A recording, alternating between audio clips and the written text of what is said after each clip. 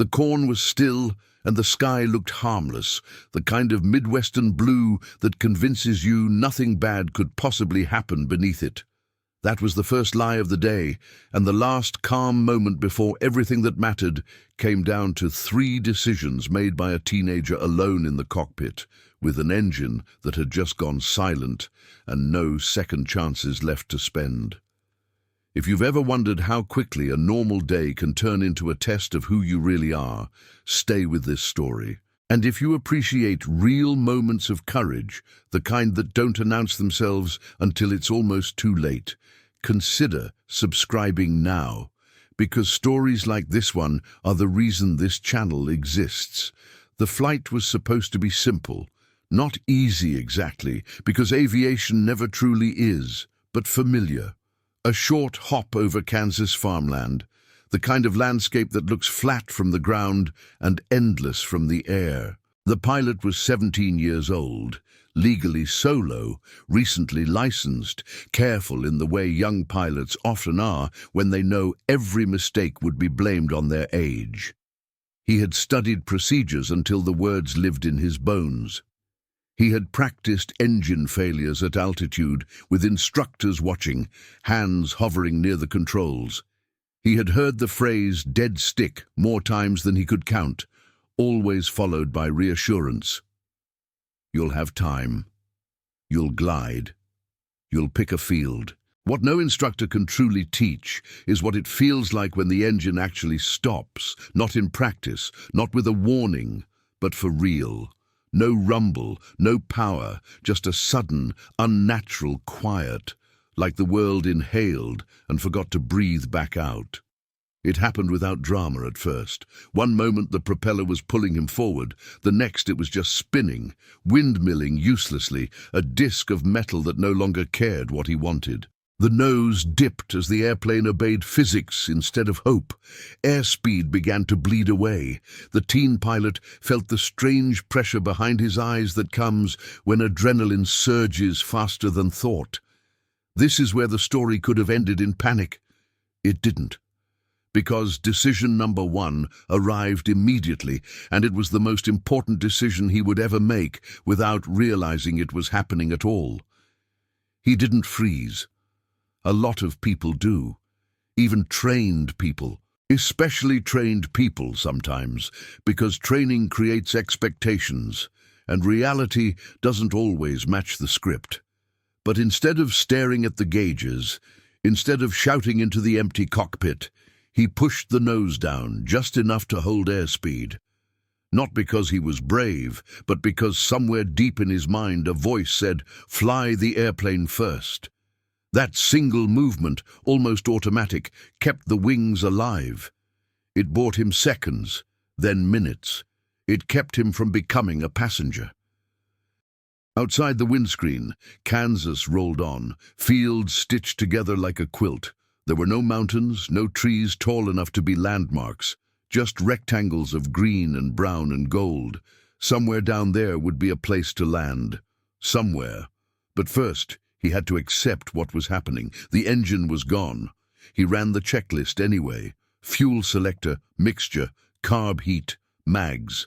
His hands moved with a steadiness that surprised him.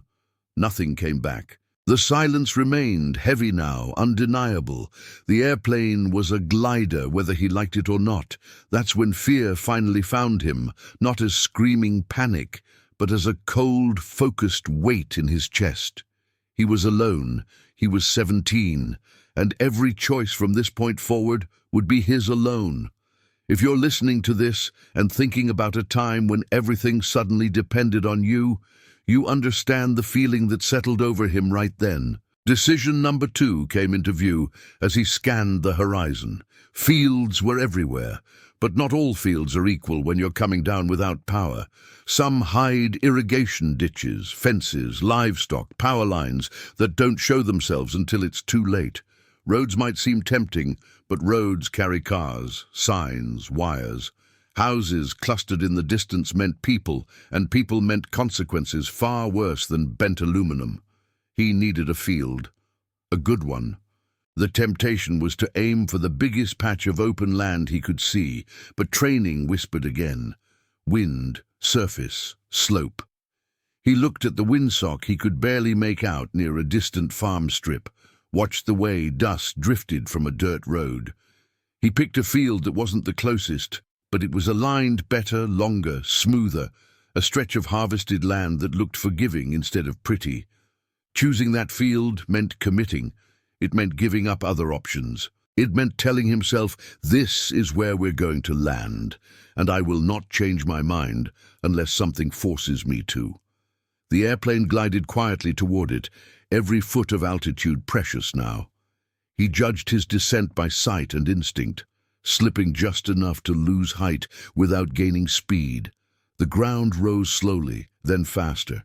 The field grew texture, rows of stubble visible now, shadows stretching in the afternoon light. That's when doubt tried one last time to take control. He was coming in high, too high. The airplane would overshoot, roll into who knows what beyond the far end. For a heartbeat, the thought of forcing it down crossed his mind, of diving hard and flaring late, of cheating physics. That was the third decision. He didn't force it. Instead, he trusted the glide, trusted the slip, trusted the airplane to do what airplanes have done since the beginning of flight. He bled off altitude deliberately, calmly, refusing to rush the last moments. He lined up with the rows, aimed for the near end, and held the yoke steady as the ground rushed up to meet him. The touchdown was firm but controlled, the kind of landing you feel in your teeth but live to talk about. The airplane rolled, bounced once, then settled, tires carving lines through the dry earth. Dust exploded around him, swallowing the wings, the tail, the world. And then, finally, mercifully, it stopped. For a few seconds he just sat there, hands still on the controls, heart hammering so loud he was sure it could be heard from the farmhouse a quarter-mile away. The silence returned, but now it was different. It wasn't threatening anymore.